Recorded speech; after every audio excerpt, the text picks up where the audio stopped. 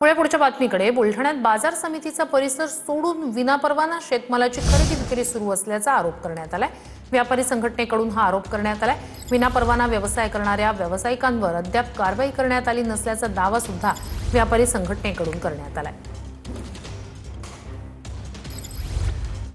बद्दल आपली तपासणी चालू आहे।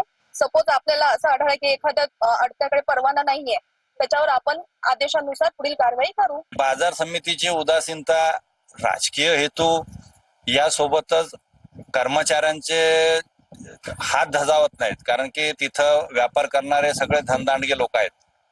त्यामुळे त्यांच्यावर त्यांची कारवाई करण्याची कोणतीच मानसिकता दिसून येत नाही। आमची एकच मागणी आहे की जे MIDC मध्ये अनधिकृतरित्या स्वतःच्या खाजगी गोदामावर नियमित शेतमाल खरेदी विक्री त्यांचे तिथलचे सगळे व्यवसाय बंद करून कृषी उत्पन्न बाजार समितीच्या आवारामध्येच त्यांनी व्यापार करावा, अशी आमची शेवटची मागणी।